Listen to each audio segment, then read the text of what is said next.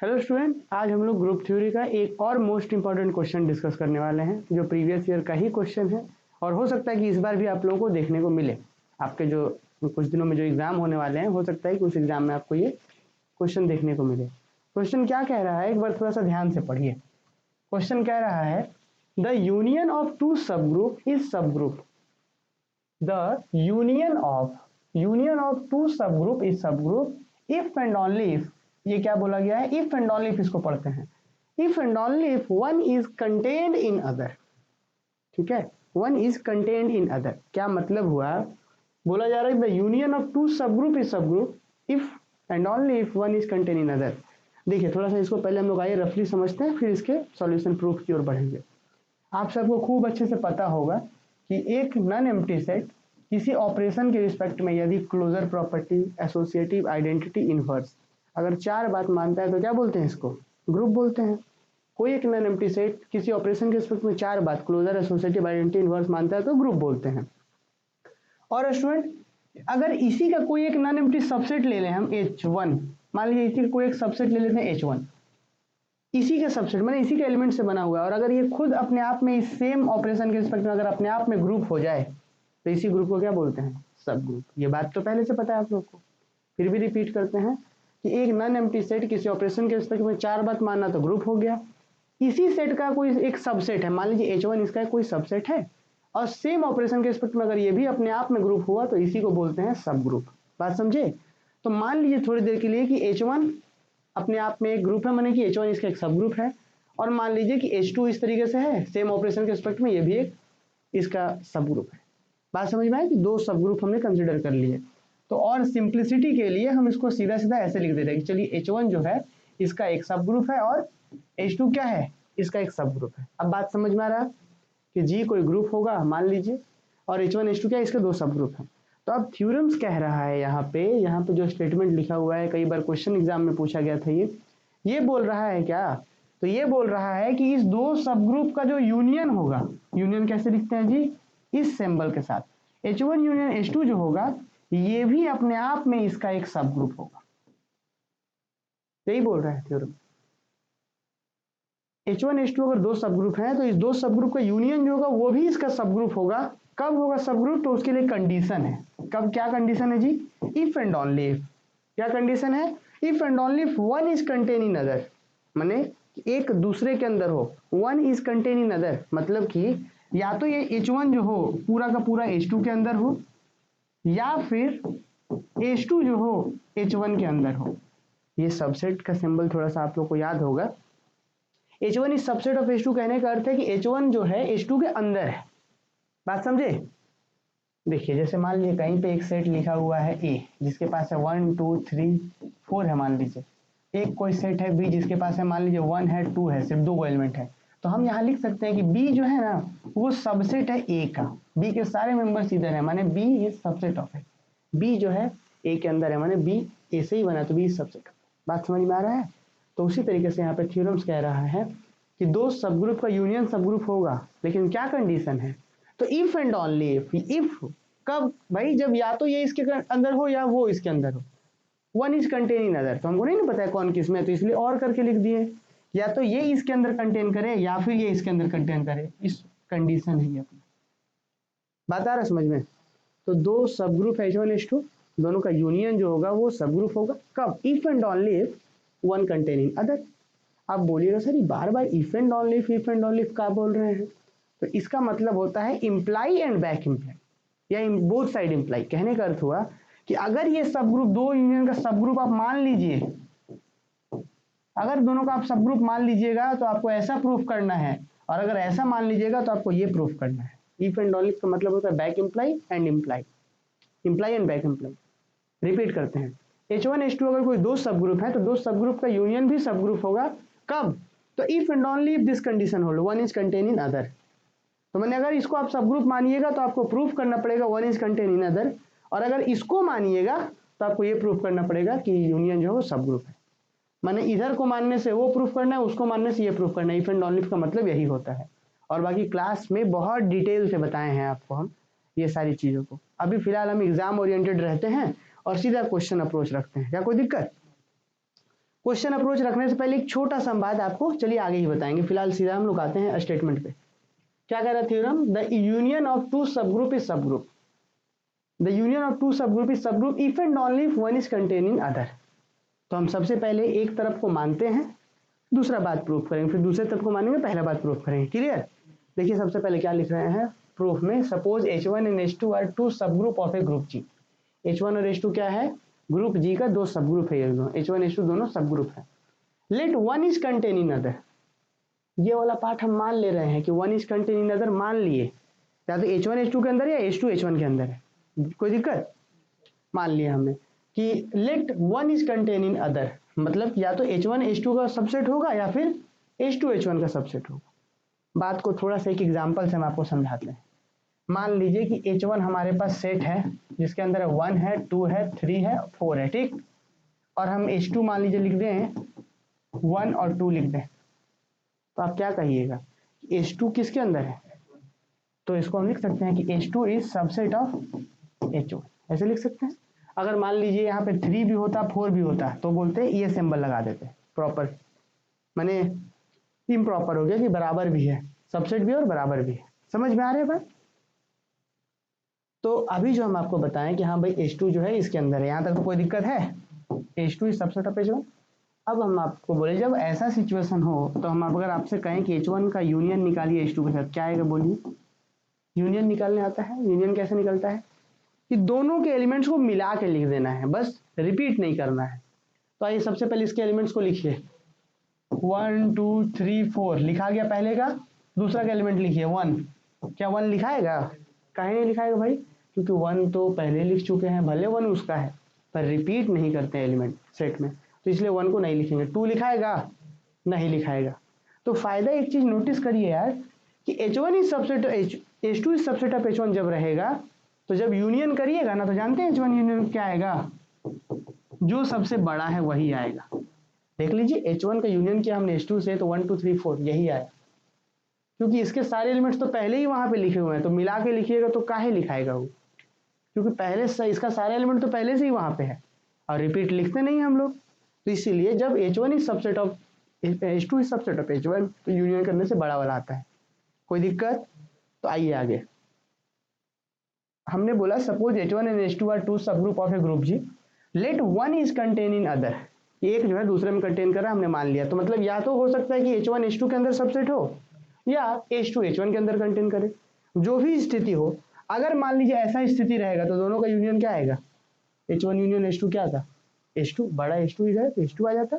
अगर H2 H1 में रहता तो दोनों का यूनियन क्या आता? H1 आता। तो जो भी आए या तो ये कंटेन करे इसमें तो इस दोनों का यूनियन क्या आ गया? H2। अगर ये इसमें कंटेन करता तो इसका यूनियन क्या आता? H1। अब एक बात भाई, H1 सब ग्रुप है जी, H1 H2 तो सब ग्रुप है कि नहीं? H2 सब ग्रुप है, तो भाई अगर ये H2 सब ग्रुप आपने पहले ही बोला H1 H2 सब ग्रुप, तो अगर ये सब ग्रुप है तो किसके बराबर है? H1 यूनियन H2, यूनियन सब ग्रुप हुआ कि नहीं हुआ? ये सब ग्रुप है और ये इसके बराबर, तो यूनियन सब ग्रुप हो गया। H1 भी सब ग्रुप है, तो अगर ये सब ग्रुप तो ये इसके बराबर है, तो ये भी सब ग्रुप। तो हम फाइनली बोल पाए कि since H2 and H1 are subgroups, hence H1 union H2 is subgroup in both cases. ये दोनों ही केस में, चूंकि ये सब ग्रुप है तो ये भी सब ग्रुप, ये सब ग्रुप तो ये भी सब ग्रुप, कोई भी केस हो, ये इसके अंदर कंटेन करे चाहे ये इसके अंदर कंटेन करे, सब ग्रुप होना ही होना है। आप देखिए कहानी समझ में आ रहा है ये पूरा। तो बात हुआ क्या कि suppose H1 and H2 are two subgroup of a group G, H1 H2 दो सब ग्रुप था। हमने सबसे पहला बात माना कि चलिए one is contain in other, हम मान लेते हैं, हमने प्रूफ कर दिया कि यूनियन जो है सब ग्रुप है। अब नेक्स्ट क्या पार्ट होगा? बोला गया था ना कि union of two subgroup is subgroup if and only if one is contain in other. तो हमने पहले इस पार्ट को प्रूफ करा कि one is contain in other हम माने और यूनियन को सब ग्रुप दिखा दिए। One is contain in other माने और यूनियन को सब ग्रुप दिखा दिए। अब नेक्स्ट क्या करेंगे? यूनियन को सब ग्रुप मानेंगे और दिखा देंगे one is contain in other. Next conversely देखिए सेकंड पार्ट, क्योंकि इफ एंड ओनली था तो ये करना पड़ेगा मुझे, तो हमने लिखा conversely let us suppose that H1 union H2 is subgroup of G। माने इस बार हमने H1 यूनियन H2 को सब ग्रुप मान लिया और हमको प्रूफ करना पड़ेगा one is contain in other. Conversely let us suppose H1 union H2 is subgroup of G, we have to prove that one is contain in other. Subgroup मान लिए, अब proof क्या करना है? One is contain in other, यही ना। माने we have to prove that one is contain in other. One is contain in other कहने का अर्थ है हमको ये प्रूव करना पड़ेगा कि H1 is subset of H2 या फिर H2 is subset of H1, दोनों में से कोई एक हो जाना चाहिए। या तो ये उसमें कंटेन करे या वो इसमें कंटेन करे, कोई एक हो जाना चाहिए। बात समझे? चलिए अब एक बात हम आपको कहानी में थोड़ा सा एक ट्विस्ट है कि हर चीज जो है ना, जैसे हम लोग एक कहानी सुने होंगे, एक कहावत सुने होंगे आप लोग कि जब माने घी सीधी उंगली से ना निकले तो उंगली टेढ़ा करना पड़ता है, ऐसा सुने होंगे, सब लोग सुने होंगे। तो ठीक वही चीज होता है, मैंने मैथमेटिक्स में भी बहुत सारे ऐसे थ्योरीज हैं जो सीधा सीधा ना प्रूफ होता है, तो उसको हम लोग विरोधाभास से प्रूफ करते हैं। क्लास 10th में कॉन्ट्ररी मेथड, कॉन्ट्राडिक्शन पढ़े होंगे आप लोग। एक छोटा सा हम कॉन्सेप्ट बताते हैं फिर यहाँ पे आएंगे। जैसे मान के चलिए कि आप लोग एग्जाम देने जा रहे हैं, कुछ दिन में एग्जाम देने जाएंगे, सेंटर का पता है नहीं आपको, बस देखे और एक मोड़ पर गए, आप लोग जा रहे हैं, ऐसे जा रहे हैं और इस तरीके से यहाँ तक पहुंच गए और आपको दिखा रहा है गूगल मैप में, आप यहाँ पे खड़े हैं, दिखा रहा है कि बस 200 मीटर की दूरी पर है आपका सेंटर। तो भाई या तो सेंटर इधर होगा या तो इधर होगा, एक ही तरफ ना होगा। यहाँ से लिख रहा है कि 200 मीटर दूरी पर आपका सेंटर है, 200-300 मीटर दूरी पर सेंटर है। आप क्या किए कि आप इधर चलते गए 500 मीटर पहुंच गए, सेंटर नहीं मिला और दूर दिखाने लग रहा है सेंटर, अब मैप में और दूर दिखा रहा है कि नहीं भाई आप छोड़ के पीछे चल गए। आप क्या बताइएगा, क्या ऑब्जर्व करिएगा कि अरे भाई हम गलत रास्ता चुन लिए थे, इधर जो है नहीं था, इधर सेंटर नहीं था, सेंटर किधर रहा होगा, इधर रहा होगा। तुरंत आप दोस्त को फोन करके बोल देंगे देखो भाई इधर वाले रास्ता में नहीं है, सेंटर किधर है, इस वाले रास्ता में है कि नहीं। तो यही चीज होता है कि कभी कभी ऐसा हम लोग इसको बोलते हैं कॉन्ट्राडिक्शन मेथड, कि कभी जिधर हमको काम करना है उसके विपरीत काम कर देते हैं कि हाँ भाई इधर नहीं था मतलब उधर था। समझ में आया ये बात? तो ठीक यही कॉन्सेप्ट जो है हम लोग यहाँ पे यूज करेंगे। बात समझे? हमको क्या दिखाना है, we have to prove that one is contain in other, माने या तो H1 इसके अंदर कंटेन करे या फिर H2 इसके अंदर कंटेन करे। हमको जस्ट इसके उल्टा मान लेंगे। क्या मान लेंगे? हम ये मान लेंगे, हमको दिखाना क्या है कि H1 is contain in H2 या फिर हमको दिखाना है कि H2 is contain in H1, ये हमको दिखाना है। हम जस्ट इसके विपरीत मान लेंगे, विपरीत माने जस्ट उल्टा। हम मान लेंगे कि चलिए भाई H1 जो है ना वो H2 के अंदर नहीं है, H1 जो है H2 के अंदर नहीं है, माने ये इसका सबसेट नहीं है, ठीक। और इसको भी ये भी मान लेंगे और H2 is not subset of H1, ये भी मान लेंगे कि H2 भी H1 के अंदर नहीं है। देखिए प्रूफ हमको ये करना है, बात समझिएगा, वही वाला बात कि भाई हमको चेक करना था सेंटर किधर था, तो हम यहाँ तक पहुंच गए, इधर सेंटर नहीं मिला तो हम तुरंत बोल पाएंगे कि उधर है। तो वही काम यहाँ भी कर रहा है, हमको प्रूफ करना था H1 is subset of H2 या फिर H2 is subset of H1 proof करना था। जस्ट इसको उल्टा मानेंगे हम। क्या माने कि H1 is not subset of H2 and H2 is not subset of H1। हम मान लें कि ये इसके अंदर इसका सबसेट नहीं है और ये भी इसका सबसेट नहीं है, और इस चीज को कैलकुलेट करके करके थोड़ा दूर चलेंगे, देखेंगे अरे सब गलत मिलने लग रहा है, कॉन्ट्रडिक्शन मिल गया। वही बात वाला कि थोड़ा दूर इस रास्ते से चलते गए देखे नहीं मिला तो मतलब सही हुआ था। तो वही चीज हम ये उल्टा मान के चलेंगे यहाँ तक और दिखा देंगे कि तो कॉन्ट्रडिक्शन हो गया, गलत मिल रहा है, मतलब हमने जो माना वो बात गलत है, माने ये इसका सबसेट नहीं होगा, ये बात गलत है, या तो ये इसका सबसेट होगा या फिर ये। समझ में आ रहा है?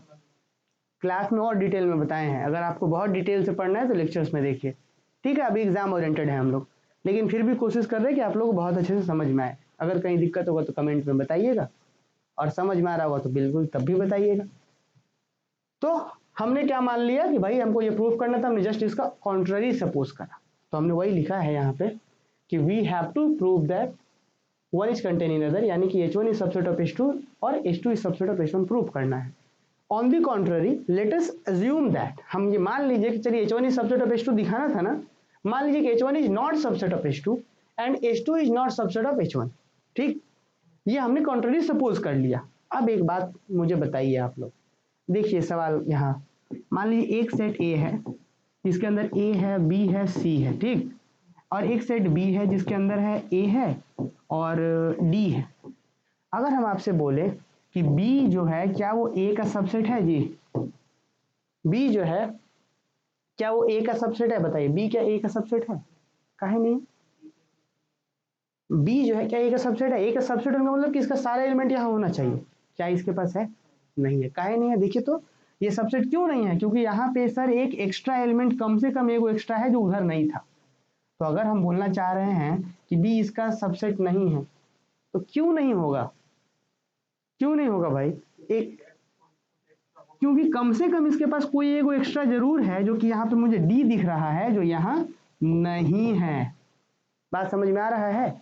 ये क्यों इसका सबसेट नहीं? क्योंकि इसका पास सारा एलिमेंट उधर रह जाता तब तो सबसेट हो जाता। इसके पास एक वो ऐसा है कम से कम जो उधर नहीं है।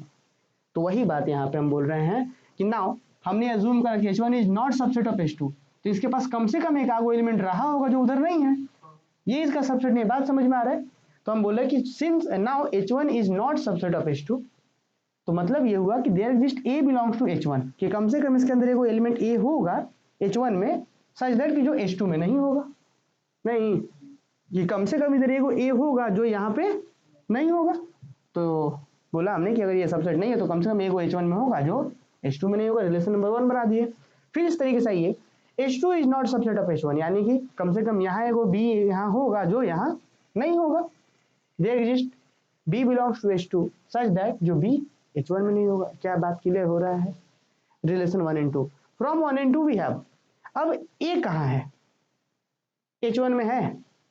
बोलिए एक बात मुझे आप लोग बताइएगा, एक मान लीजिए एक H1 है, ठीक, इसके अंदर A है और H2 है, इसके अंदर बहुत है नहीं है हमको नहीं पता, छोड़िए, होगा तब भी ठीक नहीं होगा तब भी ठीक, कुछ एलिमेंट इसके अंदर B है मान लीजिए। तो अगर हम H1 का यूनियन करें H2 के साथ तो क्या इसके अंदर ये वाला A आएगा कि नहीं आएगा? कहा है भाई, यूनियन का मतलब होता है मिला के लिखना। अगर A के पास भी है तो वो मिला के लिखा जाएगा। इसके पास A है तो इसके यूनियन में लिखाएगा, B है तो यूनियन में लिखाएगा। क्या हम बोल सकते हैं कि फ्रॉम 1 and 2 A जो होगा H1 यूनियन H2 में होगा? काहे जी, A H1 में था, A में था मतलब यूनियन में रहेगा। B belongs to H1 union H2, B भी यूनियन में रहेगा, है कि नहीं? अच्छा, since H1 union H2 is subgroup, H1 union H2 क्या था? सब ग्रुप था। सब ग्रुप था मतलब सब ग्रुप के अंदर, सब ग्रुप का मतलब अपने आप में ग्रुप होता है, उधर से दो एलिमेंट लीजिएगा तो भी उसके अंदर रहेगा।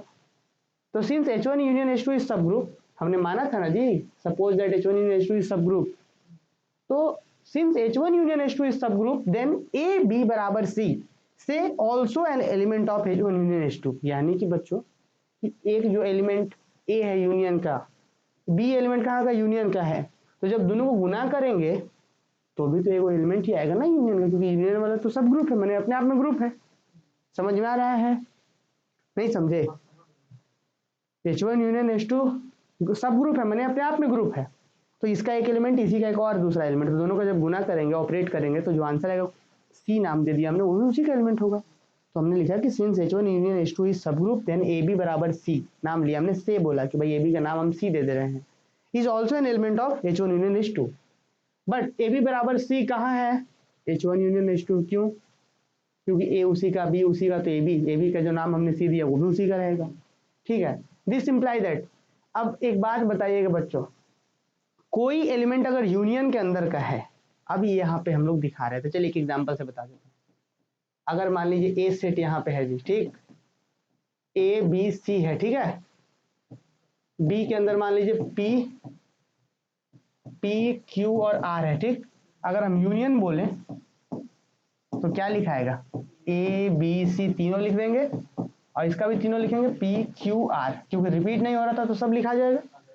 तो अब हम इसको मिटा दिए, छोड़िए ऊपर वालों को मिटा दिए, हम बोले A यूनियन B में इतने सारे एलिमेंट्स है, ठीक है। तो अब एक बात आपको बहुत प्रेम से पता होगा कि यूनियन के अंदर जितना एलिमेंट लिखा हुआ रहता है ना, किसी पे भी आप आंख बंद करके हाथ रख दीजिए, मान लीजिए हम इस पे हाथ रखें तो हम तुरंत बोल सकते हैं कि C या तो A का रहा होगा या फिर C B का रहा होगा, कहीं एक ही को से आया होगा। C कहाँ का आया था एक्चुअली में? आप ये अभी तुरंत ऊपर देखे थे, A का था, तो वही बोला गया कि यूनियन के अंदर से कोई भी एलिमेंट आप हाथ रख दीजिए उस पर, वो कहीं ना कहीं एगो से आया होगा। ऐसे नहीं होगा कि कहीं फालतू जगह से वो अपने से रह जाए, कहीं ना कहीं किसी एगो से रहता है। तो अभी आपने जो यहाँ पे कहा कि ए बी जो कि सी है, यूनियन का मेंबर है, H1 यूनियन H2 का है, तो वो पक्का किसी न किसी एगो का रहा होगा। तो this imply that A B बराबर जो सी है या तो H1 का होगा या तो ए बी बराबर सी जो है H2 का होगा। बात समझे? हम थोड़ी देर के लिए मान लेते हैं कि चलिए ए बी बराबर जो सी है वो H1 के अंदर का है, ए बी बराबर सी जो है H1 के अंदर का है, हमने मान लिया। तो ए बी बराबर सी जो है H1 के अंदर का हमने मान लिया। अब जरा बात समझिए, ए बी बी ए को उधर भेजेगा तो बी बराबर A inverse C belongs to कहाँ भाई H1। काहे हुआ ऐसा, ए H1 में है, ए इनवर्स H1 में है, तो ए कैसे देखिए हम इसको उधर भेज दिए तो ए इनवर्स हो गया, आप समझिए कि दोनों तरफ ए इनवर्स ऑपरेट कर दिए, तो बी बराबर ए इनवर्स सी कहाँ आ गया H1 में। और अभी but from 2 we have find that B does not belongs to H1। Relation number 2 को देखिए, but from 2 we find that B does not belongs to H1।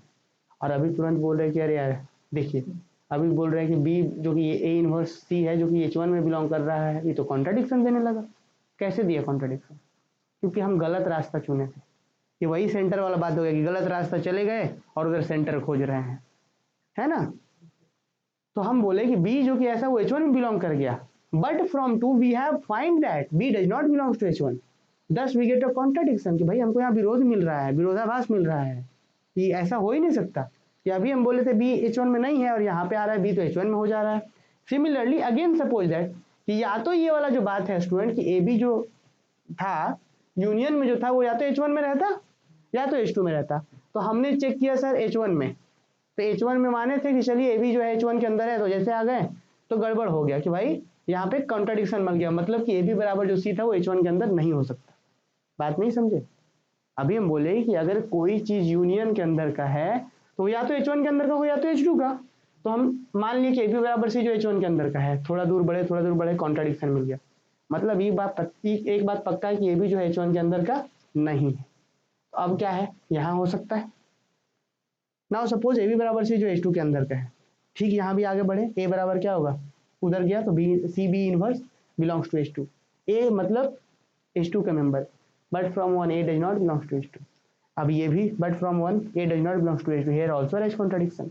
मतलब अब ये इधर भी नहीं रखना चाह रहा है H2, तो ये इधर का भी नहीं हो रहा है, ये इधर का भी नहीं हो रहा है। क्या कैसे पॉसिबल है कि कोई चीज यूनियन में है और इधर भी नहीं है उधर भी नहीं है। बोलिए, कोई चीज यूनियन में था तो किसी एक में तो होगा, इसमें लेके चल रहे हैं तब भी कॉन्ट्राडिक्शन मिला, इसमें लेके चले तब भी कॉन्ट्राडिक्शन मिला। बात समझ में आ रहा है।